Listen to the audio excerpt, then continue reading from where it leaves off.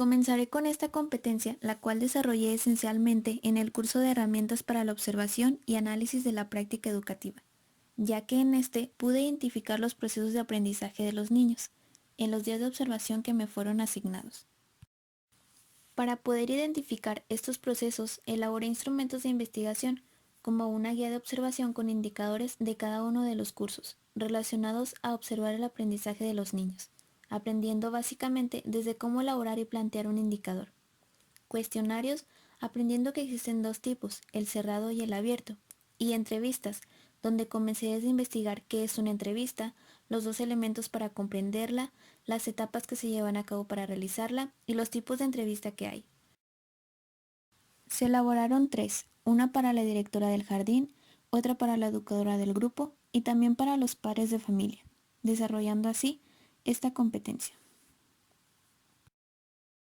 En el curso de desarrollo y aprendizaje, apliqué cuestionarios a algunos docentes, alumnos de tercer grado del mismo plantel y a mis compañeras de grupo relacionados a algunos dilemas del aprendizaje. Fue a través de esa actividad que desarrollé esta competencia, ya que a través de los resultados obtenidos pude entender que todos tenemos una perspectiva diferente en relación al aprendizaje. En pensamiento cuantitativo, realicé un cuestionario sobre el uso y las funciones del número.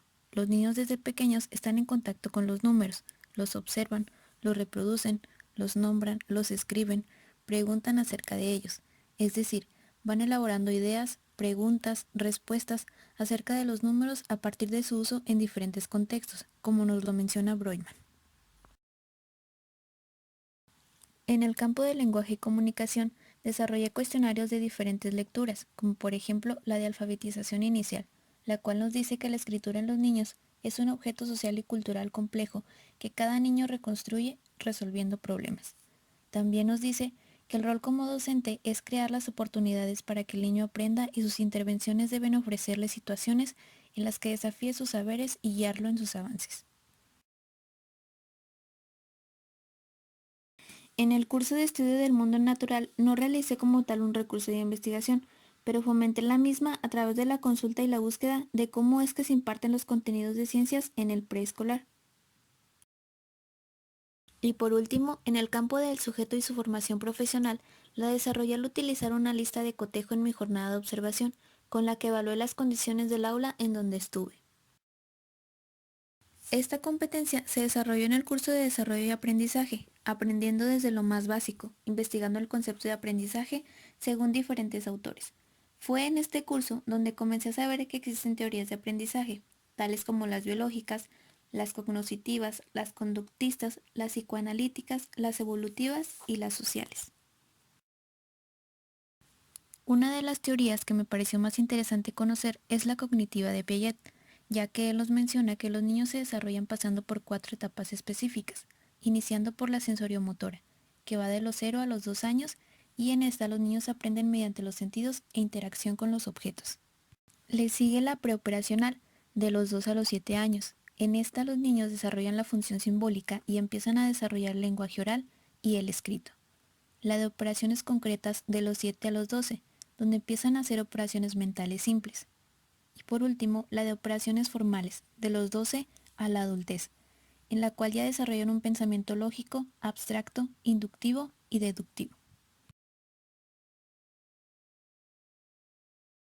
En lenguaje y comunicación, desarrollé esta competencia al adentrarme en cómo es que los niños de preescolar desarrollan el lenguaje oral y se aproximan al escrito.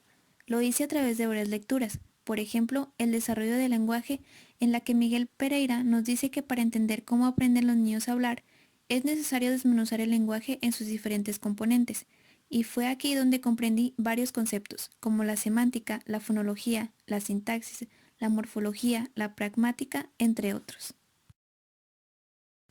En el desarrollo fonológico, los niños suelen hacerse una diferenciación entre la percepción y la producción del habla. Sustituyen un sonido por otro, asimilan un sonido a otro próximo y simplifican la estructura silábica. En el desarrollo semántico, los niños adquieren el significado de las palabras, aunque pueden tener errores como la infraextensión, que es cuando limitan el uso de una palabra, o la sobregeneralización, que ocurre cuando los niños emplean una palabra con referentes que son inapropiados. En el desarrollo morfológico y sintáctico, Los niños producen gran variedad de oraciones. Sin embargo, hay algunas que son difíciles de adquirir. Y por último, en el desarrollo pragmático, poco a poco establecen contacto comunicativo, expresan sus sentimientos, realizan preguntas, dan información, describen, responden, etc. En los días de mi jornada de observación, pude darme cuenta que algunos de los niños tienen un lenguaje relativamente claro, aunque algunos otros batallan para poder expresarse. En cuanto a la escritura, pude ver que los niños de segundo y tercer grado tienen un avance en ella. Otra de las cosas importantes que puedo rescatar es que pude conocer diversas estrategias para llamar la atención del niño en cuanto a aprender lo que corresponde al lenguaje oral y al escrito. En el campo de pensamiento cuantitativo, la desarrolla al identificar las técnicas y principios de conteo que utilizan los niños para construir el concepto de número, como nos menciona Barodi, el cual nos dice que los niños comienzan contando oralmente de uno en uno y suelen omitir algunos números. Continúan con la técnica de numeración, la cual les resulta complicado porque deben coordinar la verbalización de la serie numérica con el señalamiento de cada elemento de una colección. Utilizan la técnica de cardinalidad durante el proceso de numeración, cuando la última etiqueta expresada es la que representa el conjunto entero. Y por último, la técnica de magnitud permite que el niño realice comparaciones entre magnitudes, por ejemplo, que 10 es más grande que 1. Otra de las mejores estrategias para esto es la resolución de problemas, con la cual se desarrollan planteamientos que presentan un reto para los niños. En mi jornada de observación puse esto en práctica, ya que apliqué una actividad a 2 niños, donde les planteé un problema y ellos tuvieron que resolverlo con las técnicas que tenían desarrolladas. Pude darme cuenta que tienen dominio de la serie oral del 1 al 10, aunque uno de ellos repitió alguno de los números.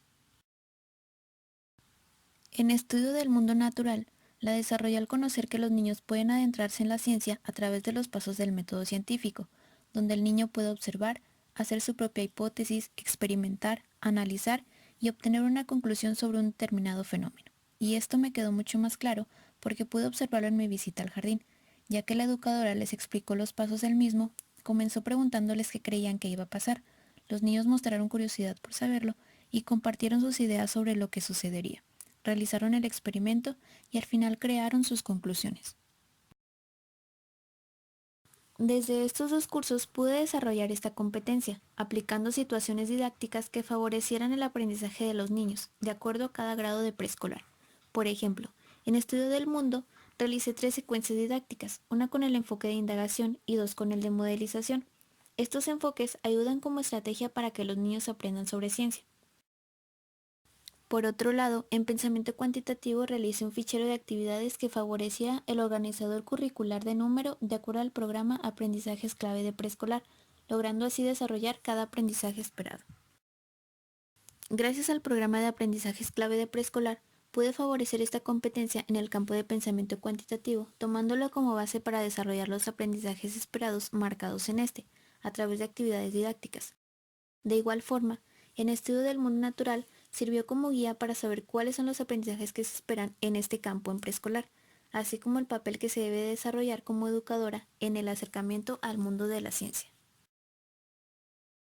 En el campo de pensamiento cuantitativo se favoreció esta competencia en la jornada de observación, ya que en esta, como ya se mencionó anteriormente, se aplicó una actividad para saber qué noción tenían los niños acerca del número. Posterior a esto, y gracias a los indicadores de observación desarrollados en el campo de herramientas, se pudo hacer un informe sobre las técnicas que emplearon los niños para resolver el problema que se les fue planteado.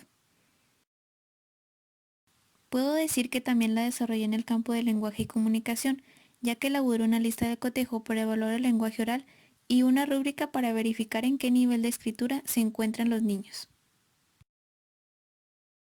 Anterior a esto, leí lo que Miriam Nemirovsky nos dice en una de sus lecturas relacionadas a la enseñanza del lenguaje escrito.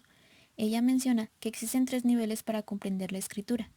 Al comienzo del primer nivel, los niños buscan criterios para distinguir entre los modos básicos de la representación gráfica, el dibujo y la escritura. Con esta distinción, los niños reconocen muy rápidamente 2 de las características básicas de cualquier sistema de escritura: la arbitrariedad, porque las letras no reproducen la forma de los objetos, y la linealidad, a diferencia del dibujo. En el segundo nivel, el niño puede escribir sin control sobre la cantidad de grafías, que son las exigencias cuantitativas, y con diferenciación de las mismas, que son las exigencias cualitativas. A partir del tercer nivel, Los niños comienzan a establecer relación entre los aspectos sonoros y los aspectos gráficos de la escritura, mediante la hipótesis silábica, donde utilizan una letra para representar a cada sílaba. La hipótesis silábico-alfabética oscila entre una letra para cada sílaba y una letra para cada sonido, y la hipótesis alfabética, cuando cada letra representa un sonido. Posterior a esto, también realicé una rúbrica para verificar en qué nivel de escritura se encuentran los niños del preescolar. En el campo de herramientas para la observación y la práctica educativa, la desarrollé en los días que asistía a observación al momento de aplicar la entrevista a uno de los padres de familia que se encontraba fuera del jardín, y este no accedió. No actué de mala manera, sino que solamente agradecí y opté por aplicarla a alguien más. En pensamiento cuantitativo, al momento de tratar de aplicar una actividad a uno de los niños y este no quiso ayudarme. De igual forma, actué con ética y solamente le pedí ayuda a otro de los niños. En el sujeto y su formación profesional, esta competencia la favorecía al conocer los desafíos a los que me enfrentaré como futura docente, las problemáticas y los retos que se pudieran presentar durante mi formación y aún ya ejerciendo. Retos como críticas, desvalorización de mi trabajo, el salario bajo, entre otros. Pero a pesar de esto, dejo de lado eso y opto por seguir adelante con mi carrera. Por ese motivo, creo que esta competencia la seguiré desarrollando a lo largo de mi preparación.